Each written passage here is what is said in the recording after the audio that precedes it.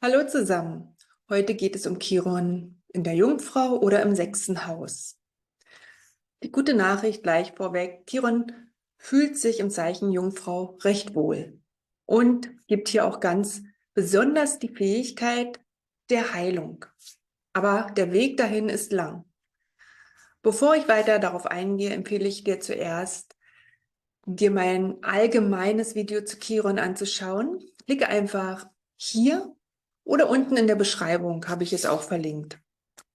Also, wie ihr sicherlich schon wisst, steht Chiron im Horoskop für eine mitgebrachte Wunde, meist aus der Kindheit, und er steht gleichzeitig für eine Begabung in diesem Bereich.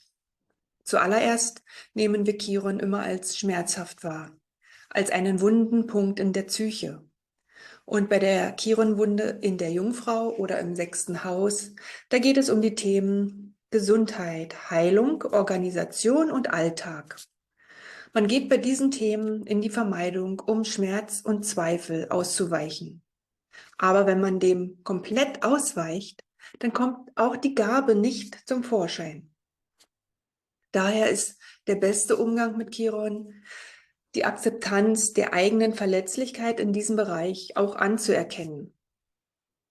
Bedenke immer, die besondere Empfindsamkeit, die wird bleiben. Aber du lernst im Laufe des Lebens damit umzugehen. Übrigens, wenn du kein Video mehr verpassen möchtest, dann abonniere doch bitte meinen Kanal. Okay, also mit Chiron in der Jungfrau oder im sechsten Haus hat man immer irgendwie das Gefühl der Unvollkommenheit. Du denkst ständig, dass irgendetwas nicht stimmt, aber du kannst es nicht zuordnen. Das kann dazu führen, dass du entweder extrem kritisch oder pedantisch bist. Zum Beispiel, wenn dir jemand ein Kompliment macht, kannst du es nicht annehmen. Und bei der Partnersuche zum Beispiel neigst du dazu, Perfektion im Partner zu suchen. Aber niemand kann dich wirklich zufriedenstellen. Auch das Gegenteil ist möglich. Du kannst dich vollkommen dem Chaos hingeben. Und auch macht man sich mit Chiron in der Jungfrau oder im sechsten Haus ständig Sorgen um die eigene Gesundheit. Man kann regelrecht zum Hypochonder werden. Hier ist besonders dein Verdauungssystem betroffen. Und ebenfalls hat man ein verzerrtes Selbstbild und auch Körperbild. Somit legst du viel Wert auf das Urteil anderer und hast Schwierigkeiten, an dich selbst und dein eigenes Potenzial zu glauben. So, nun gibt es auch hier Formen der Ausweichung. Im Bereich der Gesundheit könntest du trotz der Angst vor Krankheiten rauchen oder sehr ungesund essen. Dies lässt dich aber immer mehr in die Spirale der Angst und Hypochondrie gelangen. Und außerdem könntest du auch im totalen Chaos verschwinden, im schlimmsten Fall zum Messi werden. Der Alltag oder die tägliche Arbeit kann so zu einer riesigen Bürde werden. Aber das ist wirklich die äußerste Form von Chiron in der Jungfrau oder im sechsten Haus. Also beziehe es nicht gleich auf dich. Es muss nicht sein, dass du gleich zu einem Messi wirst. Also, wie sollte man nun mit Chiron in der Jungfrau oder im sechsten Haus umgehen? Der Entwicklungsweg ist folgendermaßen. Zuallererst solltest du lernen, dich zu entspannen. Dies kann durch das Erlernen von Meditation geschehen, aber besonders gut würden dir Atemübungen helfen. Hier ist die Herzkohärenz-Atemübung besonders gut geeignet, auch für alle anderen Menschen, die sich schwer entspannen können. Okay, dann fange an, zu Hause und im Bereich der Gesundheit Strukturen zu schaffen. Wenn du damit einmal angefangen hast, wird es mit der Energie der Jungfrau immer leichter werden, diese Dinge zu organisieren. Und fange auch an, dich gesund zu ernähren und vertraue immer mehr deiner Intuition, was gesund für dich ist, was gesund für deinen Körper ist. Falls du sehr hypochondrisch bist, dann lasse dich noch einmal gründlich durchchecken vom Arzt, denn du brauchst die Sicherheit, dass mit deinem Körper wirklich alles in Ordnung ist.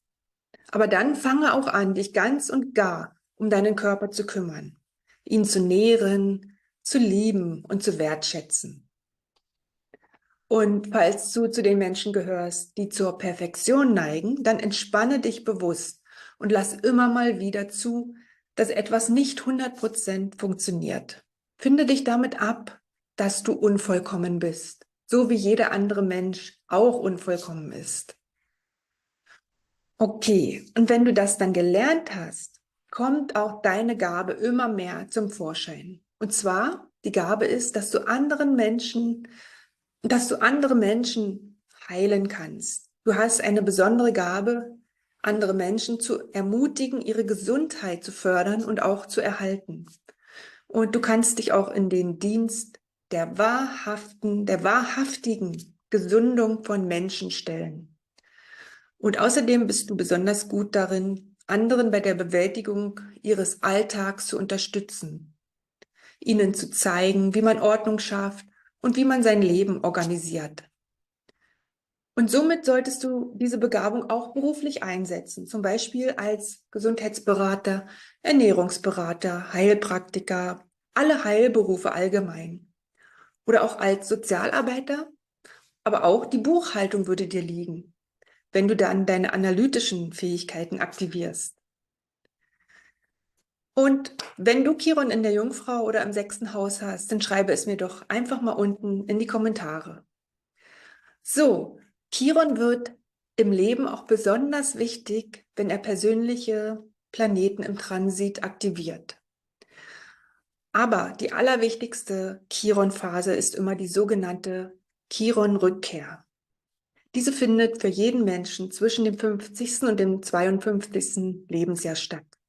In dieser Zeit wird das Chiron-Thema im Horoskop nochmal stärker aktiviert, damit du nun auch wirklich heilen kannst und somit dann auch zu Weisheit gelangst. Natürlich wird man dann nochmal sehr stark mit den dazugehörigen Ängsten und Zweifeln konfrontiert. Es ist wichtig, dies einfach auszuhalten, ohne zu verzweifeln. Versuche nicht zu verstehen, sei mit dem, was ist. Dann entsteht oft was ganz Neues. Ich hoffe, ich konnte dir einen kleinen Einblick in die Chiron-Thematik der Jungfrau-Energie geben und würde mich sehr freuen, wenn du mir einen Like gibst für dieses Video. Natürlich nur, wenn es dir gefallen hat.